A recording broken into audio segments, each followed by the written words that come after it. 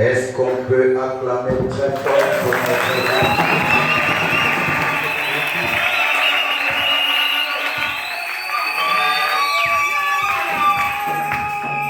Je vous salue cet après-midi au nom du Seigneur Jésus-Christ. Et je voudrais vous souhaiter un bon séjour dans la maison du Seigneur. Je profite par cette occasion. Votre pasteur vous en parlera plus tard. Moi, je gagne le temps. Parce que je dois respecter le temps. J'ai vu que vraiment c'est le petit frère du tabernacle de Lubumbashi, n'est-ce pas? C'est la toute première fois de me tenir derrière ce cher. Je sais que comme son pasteur Sylvain, c'est mon ami, lui également, il est mon ami.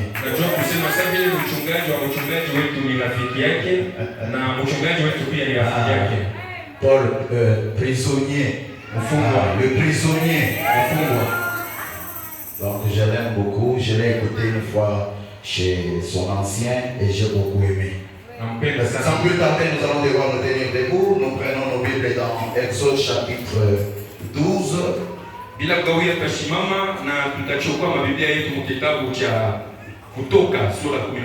lisons le verset 13, nous lisons notre Seigneur Jésus-Christ. Le sang vous servira de signe sur les maisons où vous serez. Je verrai le sang et je passerai par-dessus vous. Et il n'y aura point de plaies qui vous détruisent quand je frapperai le pays. Allons directement dans 1 Corinthiens chapitre 11. Nous prenons le verset 23.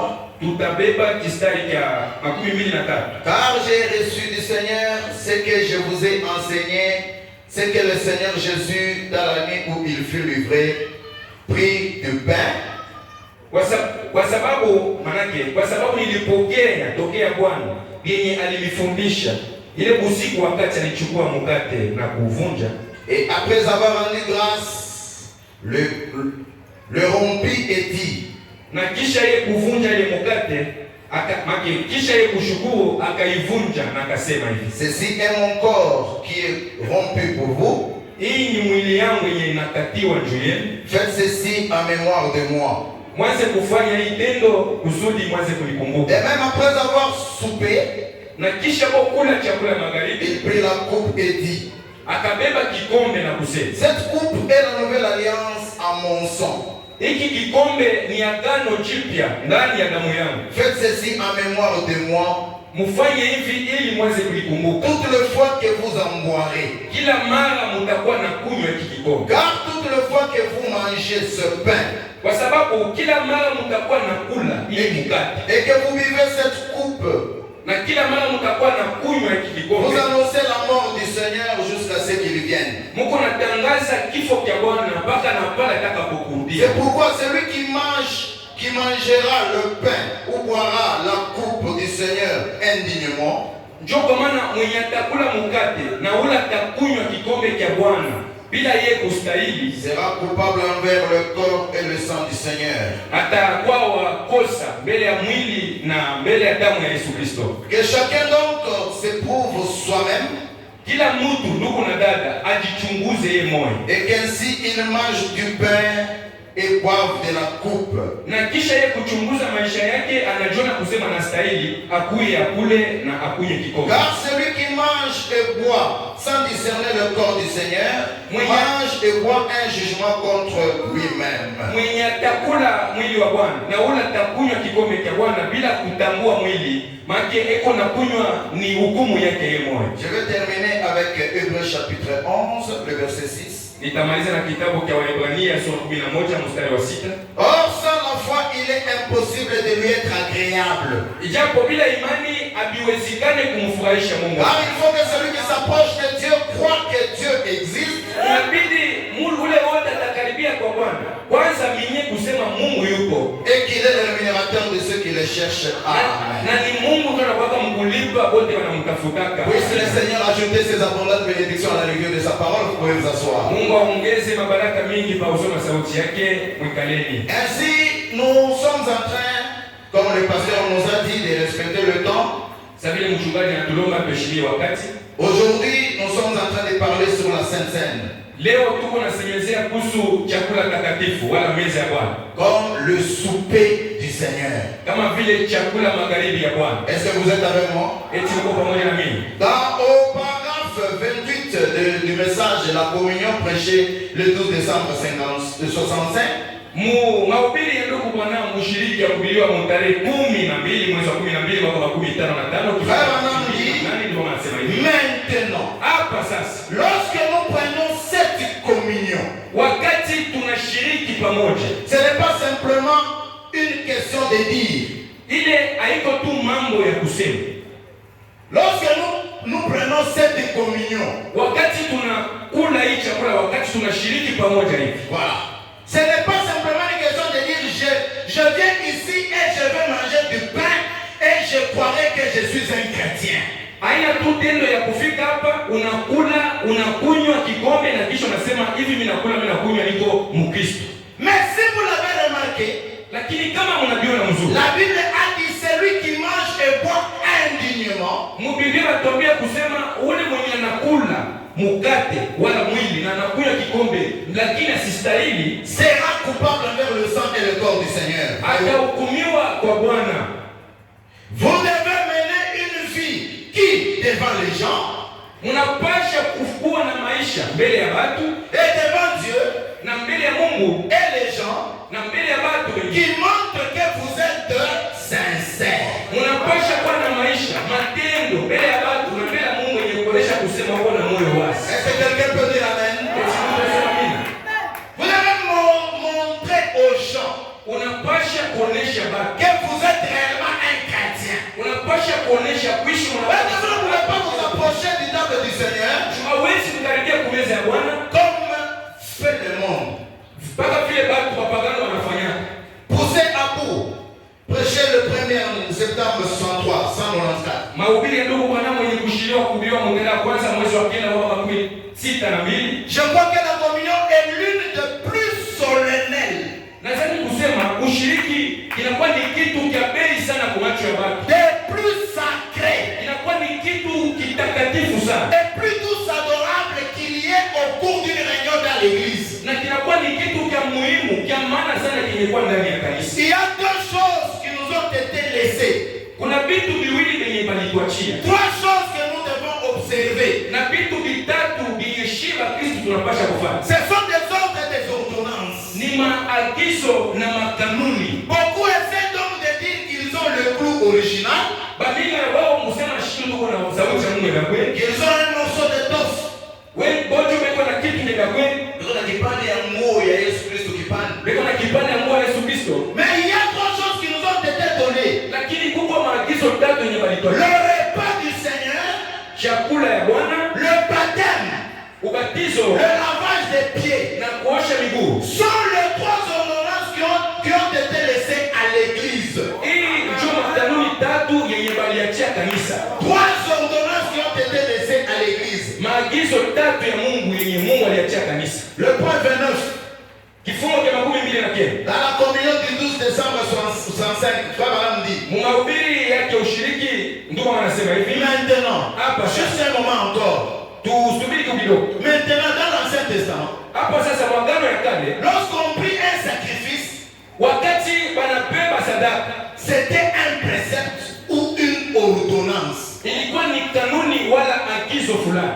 Et il en est de même. Na njoo vile vile tena. Le baptême d'eau est une ordonnance. Ubatizo wa maji ni kanuni wala agizo. Le lavage des pieds est une ordonnance. Na kuosha miguu inakuwa pia agizo. De même le repas du Seigneur est une ordonnance. Na chakula ya Bwana pia ni agizo. Heureux celui qui observe toutes ces ordonnances. Heri mwenye kufuatilia hii maagizo yote. Qui observe tous ces préceptes. Waheri ni ule kunafuatilia hii makanuni yote. Tous ces commandements. Hii maagizo yote. Afin d'avoir droit de prendre part à l'arbre de vie. Kusudi astahili kula mti wa uzima. Est-ce que vous me suivez très bien? Et tu vas le faire toujours. Heureux celui qui observe toutes les ordonnances. Mwenye heri wala waheri ni ule kwa nafuatilia maagizo yote hii. Le péché impardonnable. Mahubiri ya ndugu bwana dhambi isiyokuwa na usamaha. 24 octobre 54. Ya mtarehe 14 mwezi wa 9 mwaka 15. Le point 172, je prends la partie B. Kifungo cha 172 nasema. Ils ont enseigné de pratiquer littéralement les ordonnances. Bali tika kuanza kutimiza tu kukinywa maagizo. Le lavage des pieds. Kuosha miguu Et de prendre le pain des communions et des choses de ce genre. Na kubeba mkate wa ushiriki na vitu vyote vile vinafanana. Ils rompaient les pains d'une maison à l'autre. Balikuwa navunja mkate mwii nyumba na ingine banaenda mwingine. Dans la sincérité de cœur, est-ce vrai? Na balikuwa na uwaki wa moyo. Eti ni kweli? Oui, monsieur. Ndiyo bwana. Il ajoute 28. Kifungo cha 18 ongeza anasema hivi. Le discerner le corps du Seigneur. Kutambua mwili wa Bwana. Il dit. Anasema. Non, c'est 10, je prends 18. Traduction de Shekinah. Nasema nasoma kifungo cha 18. Paul ne s'en prenait pas aux Corinthiens du fait qu'il prenait la communion. Manake Paulo asikuwa na hukumu watu wa Korinto wakati walikuwa na shiriki hapa. Leurs actes étaient corrects. Matendo yao ilikuwa sawa. Mais leur discernement était faux. Lakini wazo yao ndio ilikuwa mbaya. Tes actes peuvent être corrects. Matendo yako ilikuwa mzuri. Mais ton discernement est faux. Lakini akili yako mbaya. Est-ce que quelqu'un peut dire amen? En effet, prendre le souper du Seigneur, c'est le commandement du Seigneur. Mais le prendre indignement, sans discerner le corps du Seigneur, c'est là que réside la faute. Est-ce que vous me suivez très bien? Tu es là. Tu as commis des péchés. Tu as mené une vie sale. Tu dis, comme les autres prennent, moi aussi je vais le prendre. C'est là que réside la faute. Ces chrétiens prenaient la communion, mais ils ne vivaient pas la vie.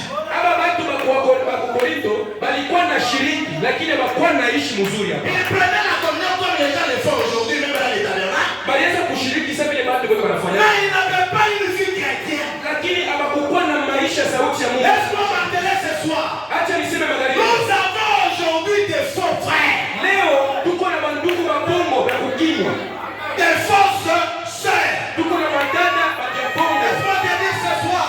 Le tabernacle n'est pas un lieu de refuge. Est-ce que quelqu'un peut dire un amen ce soir?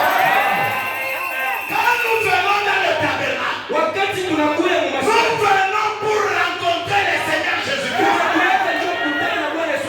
avec une vie pure, une vie sanctifiée. Amen. Pas tu es sur la moto. On peut-être on te dit quelque chose, tu as injurié. Beaucoup de gens qui vivent dans le tabernacle, écoutez, vous nous faites la honte.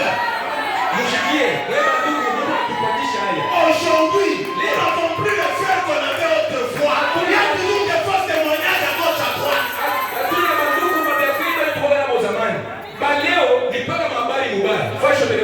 Partout. Vous apprenez, il est passé ici, il a fait ceci. Il a fait cela. Écoutez, laisse-moi te dire ceci. Changer d'église n'ôte pas le péché. Changer d'église n'enlève pas le péché. Tu es péché à gauche. Tu es péché à gauche. Moi, je ne sais pas. À l'église tabernacle, tu es encore un pécheur. Amen, l'église.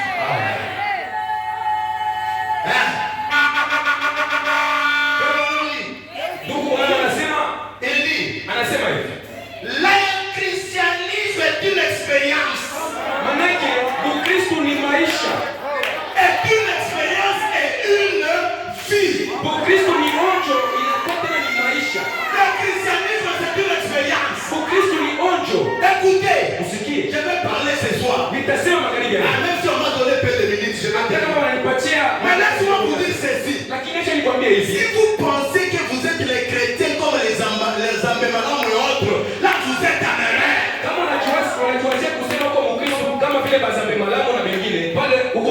William Marion Branham lui-même, il était un homme pur. Mais maintenant toi, moi je suis croyant du message. Quelle est la vie que tu mènes? Quelle est la vie que tu es en train de mener? Le christianisme est une expérience et une vie.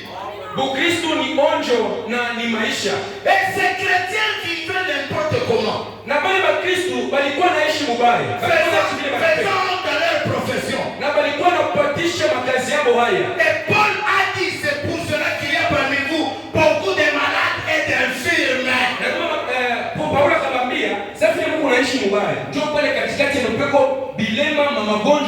Et qu'un grand nombre dorment, donc meurent, ce qui signifie qu'ils sont morts. Parce qu'ils n'ont pas discerné le corps du Seigneur.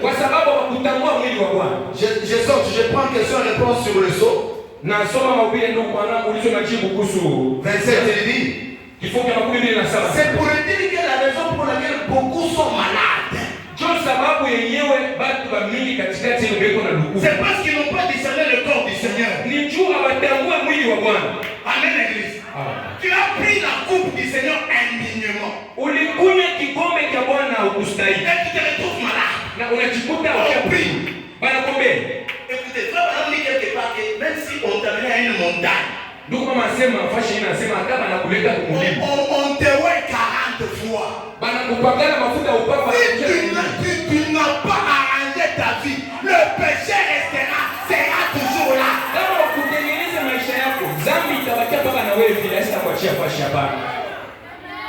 Amen. Ça sera toujours là. Amen. Frère, on dit. Voici là le messager du temps de la fin. Verset le 16 janvier 63. Il dit, Esaïe le prophète a témoigné, il a prophétisé concernant le temps de la fin. Il a dit, le corps entier sera couvert de plaies purulentes. Chaque table sera pleine de vomissements. Et bien les hommes et les femmes d'aujourd'hui prennent la communion tout en vivant avec 2 ou 3 femmes.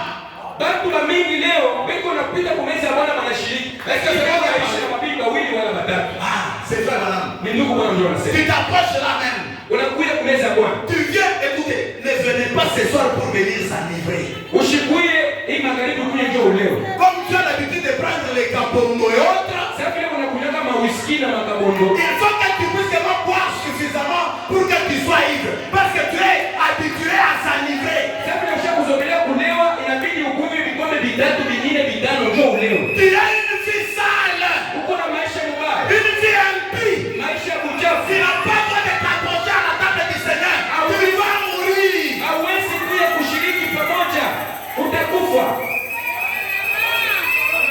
Amen. Tu vas mourir. Oh, moi je vais m'approcher comme les autres. Faites attention. Toi, madame ajoute. L'année de jubilé. La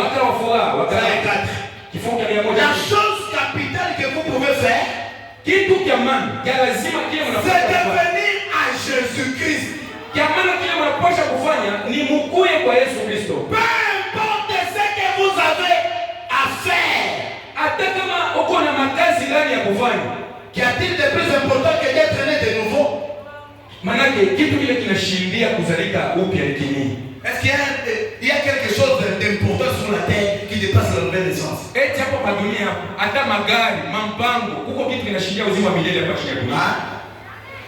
Il y a rien. Papa n'a m'ajoute. Ça et ça dans le même message. Chacun de vous sait qu'un jour vous serez un crâne et un tas d'os gisant sous une couche de cet argent l'évangile par ici. Kila mmoja katikati yetu ndugu na dada ajue kusema siku moja atakufa na oza na bakia mifupa.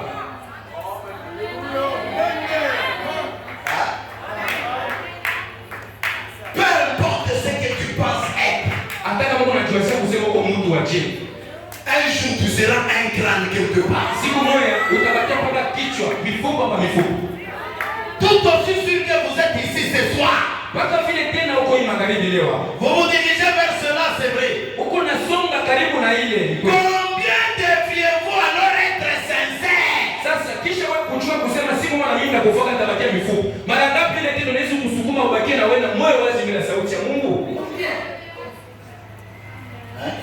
Je ne suis pas ici ce soir pour vous faire sauter. Je suis venu ici pour vous faire réfléchir.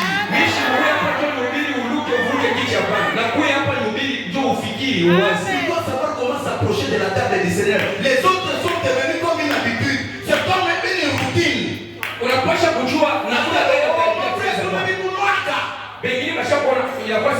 soir tu boiras pour la dernière fois. Est-ce que quelqu'un peut dire amen? Combien devriez-vous alors être sincère? C'est tout ce que je veux dire. Peut-être que vous pourriez partir dans une heure.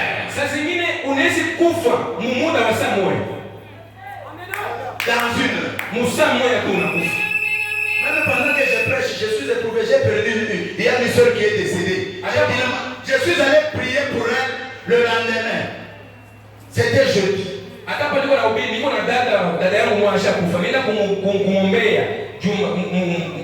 Son fils m'a appelé. Je suis arrivé là-bas, je l'ai trouvé dans le coma. Une personne en bonne santé. Dans le coma, et le samedi, elle est décédée.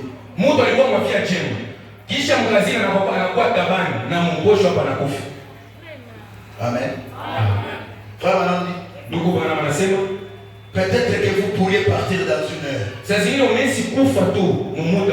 L'année prochaine, à cette époque, dans les 12 prochains mois, il se peut qu'il n'y ait même plus un morceau de chair sur vos os. Il se peut que dans les 25 prochaines minutes, il n'y ait plus un brin de vie dans votre corps.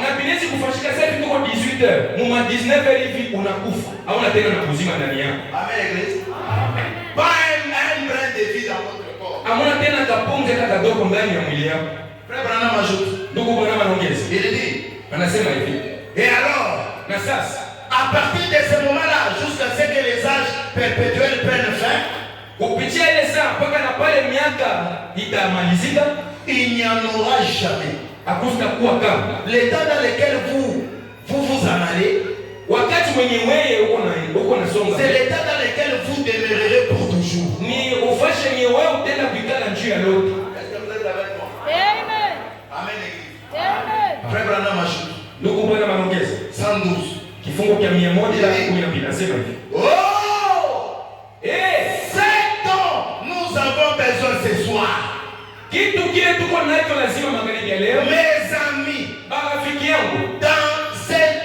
de ces réunions à l'ancienne mode,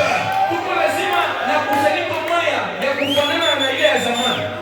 nous tenions il y a des années. Remarquez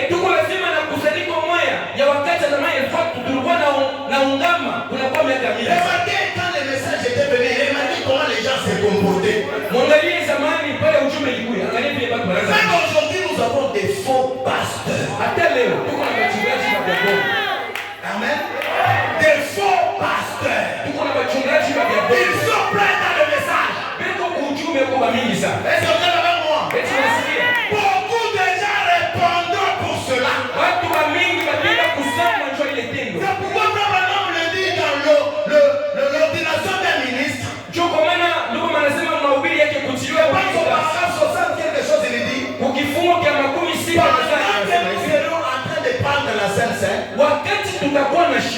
l'église priera pour les pasteurs. Et le pasteur priera pour l'église. Est-ce que quelqu'un peut dire amen? Ajoute. dit, anasema hivi. il dit, Anasema il y a des, il dit, pour balayer la nation entière. juu ya kumaliza nchi yote mzima. À la suite de laquelle les gens rentraient chez eux. Na kisha watu wanaanza kurudia kwa mambo. Mettez leur maison en ordre. Kisha kuna vile watu walikuwa wanarudia kwa mambo, beko natengeneza nyumba yao. Tu dois mettre ta maison en ordre. Na wewe unapaswa kutengeneza nyumba yako. Avant que tu puisses t'approcher de la table du Seigneur. Mbele ya wewe kukaribia kumeza ya Bwana.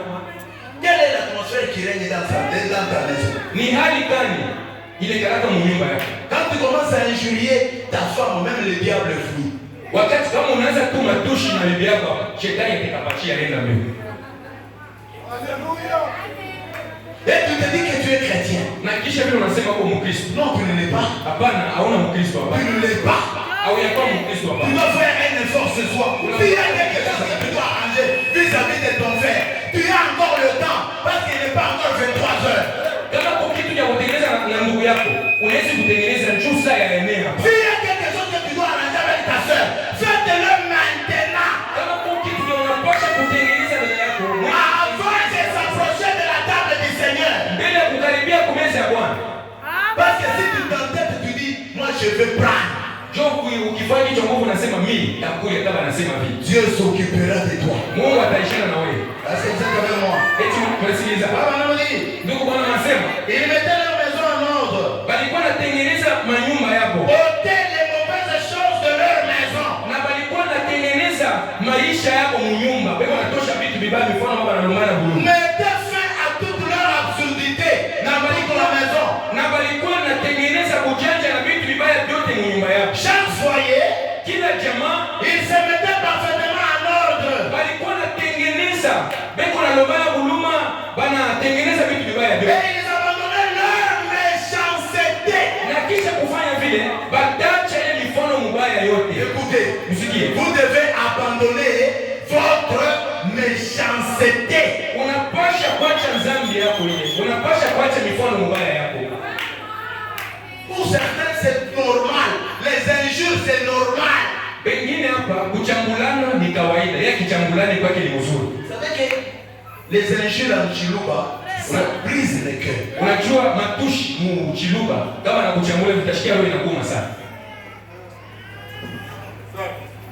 Amen.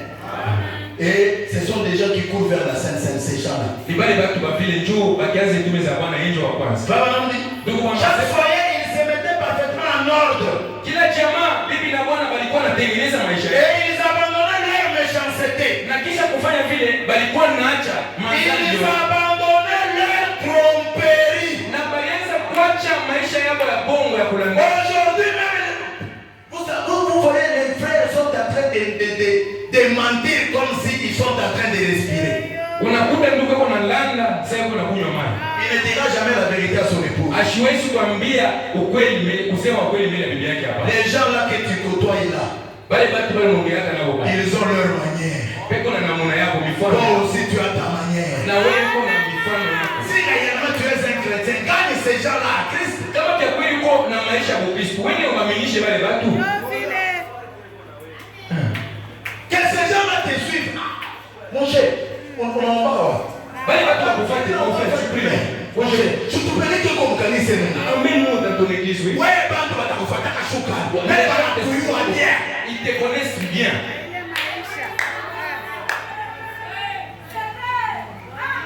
Amen. Surtout les gens qui font les taxis moto. Il peut avoir une femme, je ne sais pas, Kamebouka, une femme, je ne sais pas. Tu vis avec ces trois femmes-là, en catimini, les passants n'est pas au courant, et tu cours vers la Sainte-Seine. Zaidi bale banatembesha kama pikipiki na bashofer. Eko na toka na babibi, mchungaji ashiwe na bibi yake kunyumba shiyo. Amen. Amen. Frère Madame. Qu'est-ce qu'elle dit? Ils vivent d'une manière honnête et sobre l'un envers l'autre. Na kisha kufanya vile, baada kuishi mzuri kama na miana ukweli. Na peko na jikokota kubitu vibaya mmoja na mwingine. Aujourd'hui nous avons des pasteurs qui prêchent derrière la chair, mais lui-même ne s'entend pas avec l'autre pasteur. Leo tuko na wachungaji wengine, leo na ubiri kumbali na wapatana na mchungaji mwingine. Aujourd'hui il y a des isanis, des choses que nous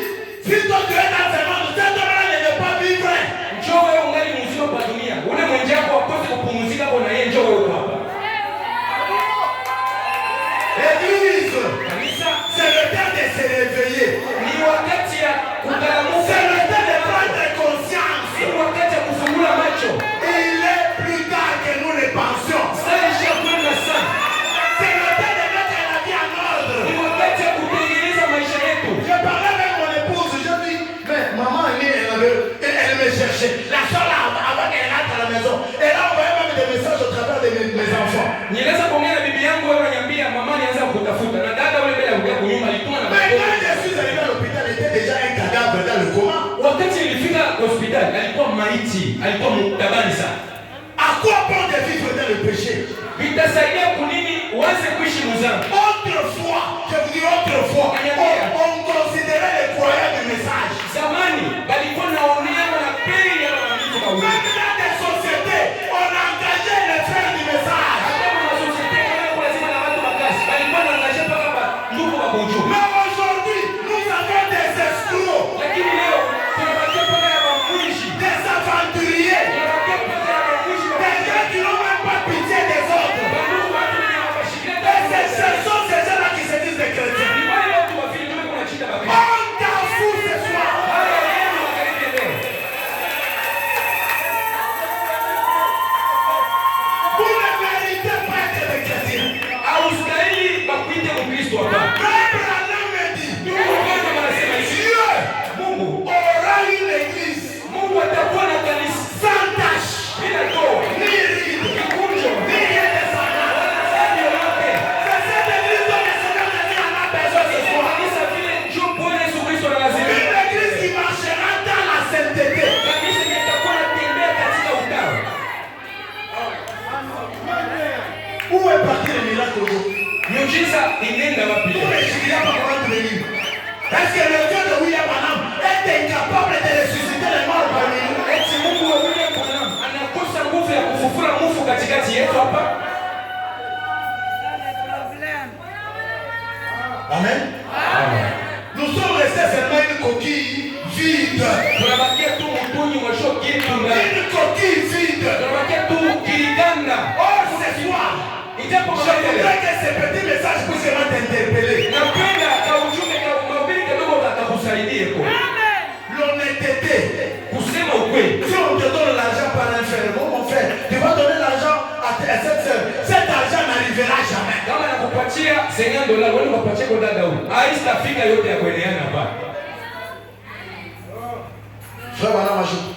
Ndugu Bwana anaweza sema hivi. Il vivait d'une manière honnête et sobre l'un envers l'autre. Balianza kuishi mkwambiana ukweli na balikuwa nachokoka mambo mbaya mingi. Ils vivaient comme des chrétiens devaient vivre. Na balikuwa naishi mpaka vile Bakristo wanastahili kuishi. C'est cela la sorte de religion qu'il faut. Njoo dini ya vile yenye tunakuwa nayo lazima leo. Vivre pour les autres. Kuishi juu ya watu wengine. Est-ce que vous me suivez très bien? Eti nafuata mzuri. Vivre pour les autres. Huko naishi juu ya watu wengine. Regardez comment les choses se passent aujourd'hui. Mwangalie vile vitu viko vinatendeka leo. C'est difficile de faire confiance à un frère de message. Haiwezekani waaminie tena ndugu wa ujumbe.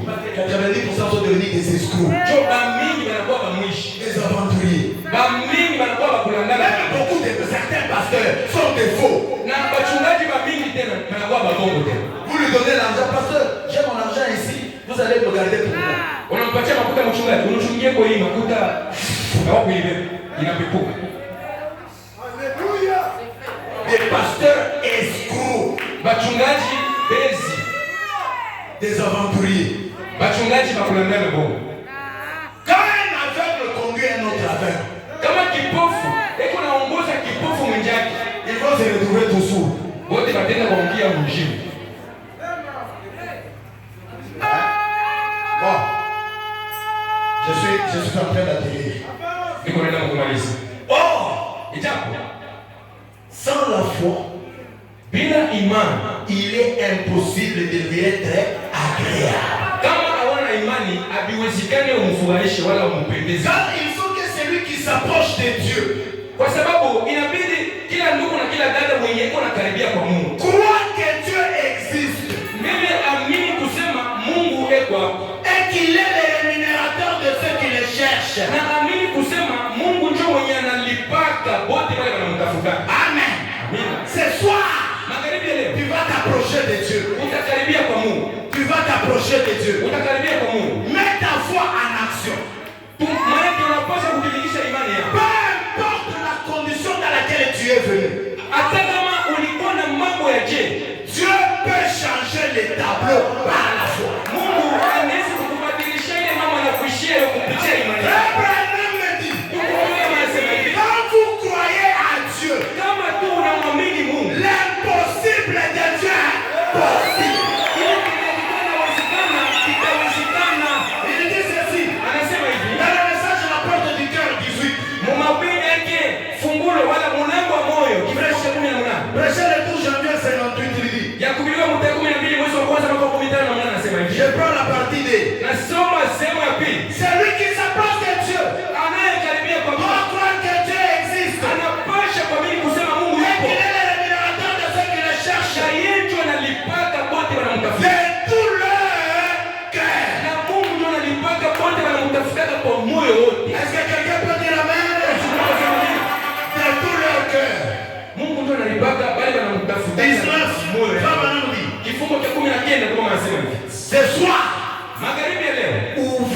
cette porte de la foi. Fungula ile mlango ya imani. Et laissez le roi de gloire y entrer. Na acha mfalme wa utukufu aingie humo.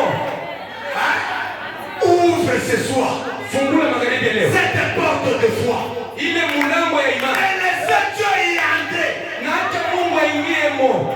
Il ajoute, il dit. Anaongeza anasema. Alors, sasa vous serez en mesure de voir de grandes choses.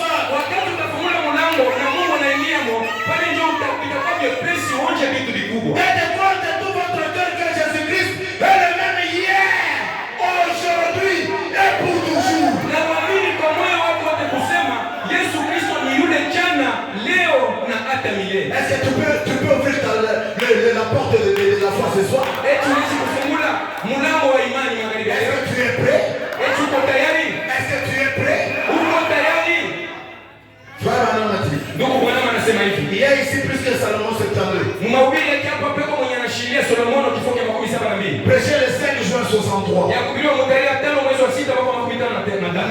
Maintenant, Hapa sasa. si nous faisons la même chose, Kama tuko nafanya kitu Dieu kizuri, va nous parler en retour. Mungu atatusemezea kisha. Mais vous devez reconnaître Lakini mnapaswa kutambua que c'est Dieu.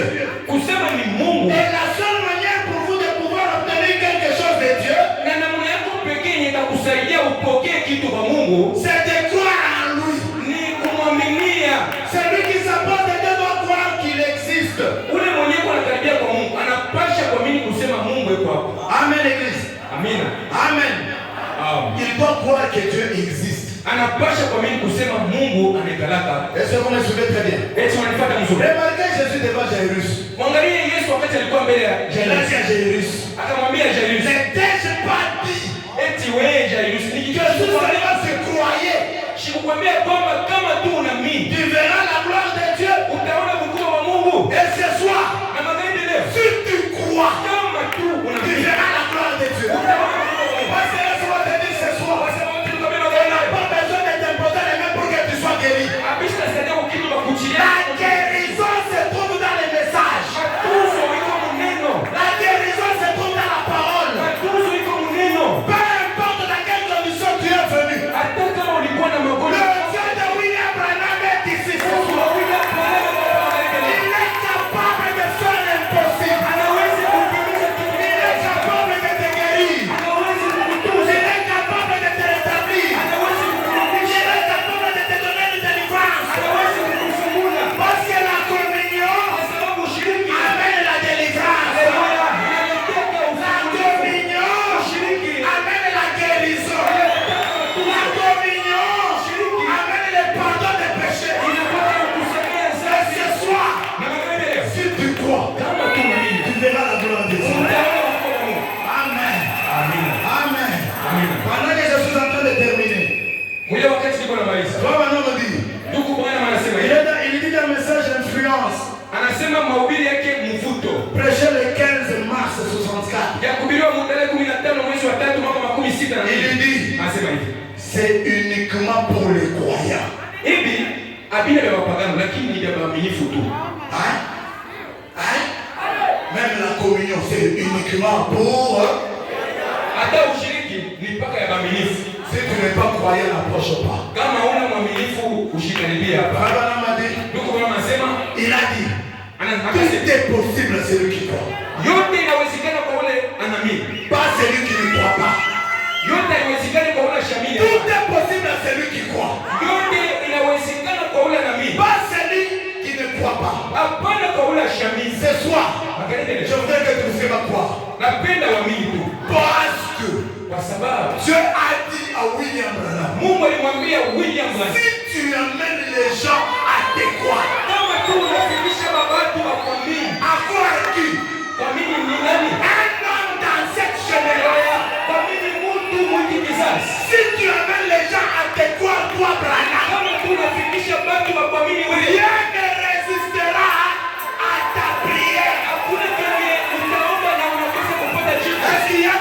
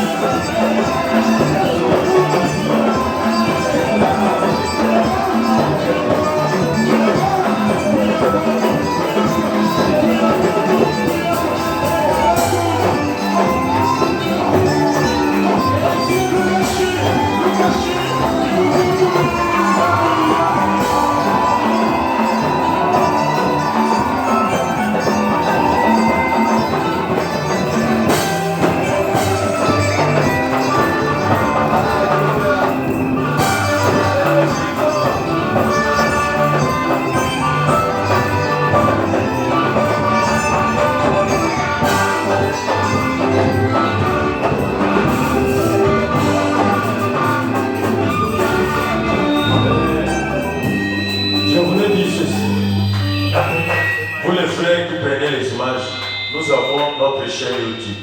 Restez, on va vous envoyer les liens au lieu de créer l'encombrement.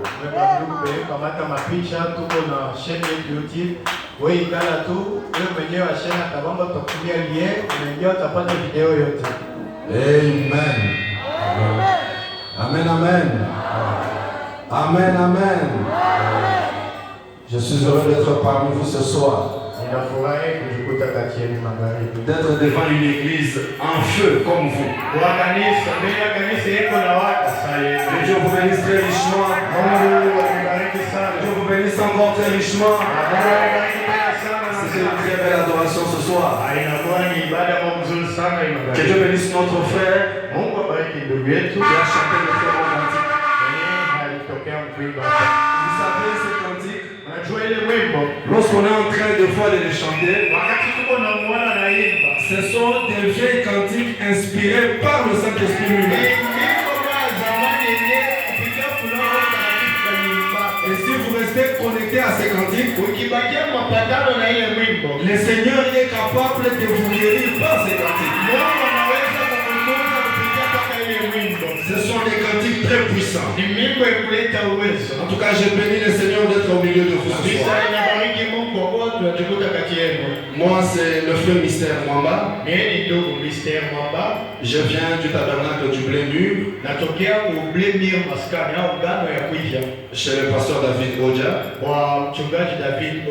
où nous évoluons comme ministre. C'est pour moi un privilège de prêcher ici ce soir à David Tabernacle. Et je bénis le Seigneur pour le pasteur que vous avez. Notre pasteur, c'est un bon pasteur. Notre pasteur a un très bon esprit. Nous ne nous sommes jamais rencontrés. Nous avons parlé au téléphone. C'est comme si on s'est déjà rencontrés. Je bénis le Seigneur pour notre pasteur. Je vous demande aussi de prier beaucoup pour notre pasteur. Pour qu'un tel pasteur, Dieu puisse les garder et qu'il vive encore longtemps. Je salue les hommes de Dieu qui sont à mes côtés. Les amis loin de Dieu, que Dieu vous bénisse très richement. La première prédication a été puissante. Nous bénissons Dieu pour son serviteur. C'est un grand prédicateur qui nous a parlé. Nous allons essayer d'apporter quelque chose de très petit. Et nous croyons par la grâce de Dieu que cela va vous bénir richement. Nous allons tenir debout, nous allons ouvrir nos Bibles. Nous allons prendre 2 Rois chapitre 6. Nous allons prendre le 24e verset. Nous allons lire jusqu'au 31e et nous allons nous rasseoir. 2 Rois chapitre 6. Du 24e verset jusqu'au 31e. La Bible dit ceci. Après cela, Ben-Hadad, roi de Syrie, ayant rassemblé toute son armée, monta et assiégea Samarie. Il y eut une grande famine dans Samarie. Et ils lacérèrent tellement qu'une tête d'âne valait 80 cycles d'argent.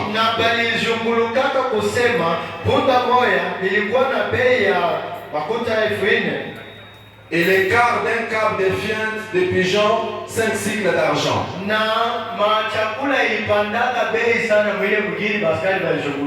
Et comme le roi passait sur la muraille, une femme lui cria: Sauve-moi, ô roi, mon Seigneur. Il répondit: si l'Éternel ne te sauve pas, avec quoi te sauverai-je?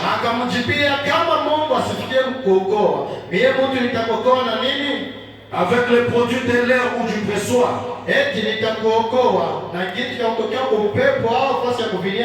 Et le roi lui dit: qu'as-tu?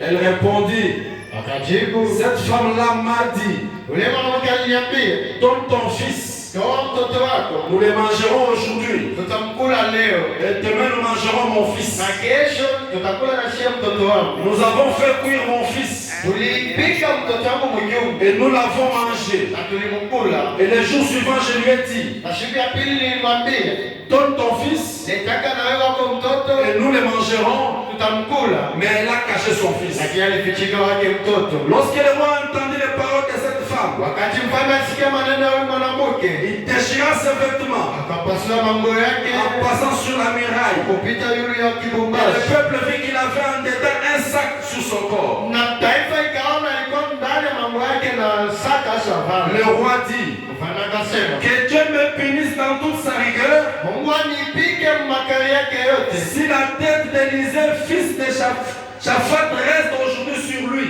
Kama shikate kichwa cha Elisha leo. Que Dieu bénisse la lecture de sa parole. Mungu abariki usomi wa sauti yake. Nous avons suivi un message puissant par mon intervenant qui a commencé. Tulisikia mahubiri ya uwezo kupitia mtumishi mwenye hubiri mbele yangu. Nous sommes venus ce soir, c'est pour la table du Seigneur. Ni magharibi tulikuwa ni juu ya meza ya Bwana. Nous sommes venus pour rester tous ensemble Tulikuwa juu kubakia wote pamoja autour de la Sainte Sainte. pembeni ya meza ya Bwana. Et quand le premier intervenant a parlé, Wakati mhubiri wa kwanza alisema au kuhubiri, il a parlé vous montrant de quelle manière vous devez vous approcher de la table du Seigneur. alinihubiri kuniambia namna gani napasha kula meza ya Bwana. Mes frères, laissez-moi vous dire ce soir Ndugu, mniache niambie magharibi, que la table du Seigneur, meza ya Bwana c'est quelque chose de plus important que Dieu a donné à l'église. inakuwa kitu cha bei cha yule ke Mungu alikabula kanisa. Mes frères, madame dit Bwana anasema que tout celui qui s'approche de cette table, yeyote mekujongea kuchofa mbele ya ile meza, qu'il discerne le corps de Christ. asante mbele kujua mwili wa Kristo ni nini. C'est qu'on ne devrait pas s'approcher de la table du Seigneur Hatukupasha pita kwa meza ya Bwana avec beaucoup de légèreté. na kusula kote hapa. Et je pense qu'après cette prédication-là, Yaani kisha ile mahubiri nous nous sommes plongés en prière. tuliingia wote maombi. Et chacun de nous a arrangé sa vie devant le Kila Seigneur. mtu alitengeneza maisha yake mbele ya Bwana. Chacun de vous s'est repenti Kila mmoja wenu alitubu de manière à être digne de passer à la table du Mungu Seigneur ce soir. apate kustahili kula meza ya Bwana. Frère Branham dit que la table du Seigneur c'est pour les vainqueurs. Bwana anasema yenye watakula meza ya Bwana ni mashindaji. Ceux qui ont vaincu les péchés de ce monde Yenye walishinda dhambi ya dunia. et qui vont souper avec le maître à sa Yenye table. watakula na Bwana kwa meza yake. Cette table du Seigneur Hii meza ya Bwana peut guérir les malades, inaweza kuponyesha magonjwa, peut bénir, inaweza kubariki, peut ouvrir des voies qui sont fermées. inaweza kufungula barabara À inayofungiwa. cause de la table du Seigneur. Kupitia meza ya Bwana Je vais rajouter quelque chose ce soir. ongeza kitu kingine C'est magharibi. simplement une petite exhortation. Inakuwa tu ni kakamisho ndo. En lisant ce petit passage, Kusoma hii andiko, mon petit sujet s'intitule jina changu lina Le kipana. prophète n'est-il pas dans les pays? Eti nabii hatuna naye mgini. Dans les pays, n'avons-nous pas un prophète? Eti mgini yetu mtaifa yetu hatuna na nabii. En lisant ce sujet, Kusoma hii maandiko, en parlant de cette écriture, kusema hii maandiko na hii kishina. la Bible nous raconte l'histoire. Biblia inatuambia mambo. Une histoire qui s'est passée en Israël. Mambo yenye ilifanyika Uisraeli. Le peuple d'Israël était affamé. Taifa njale libaringiliaka.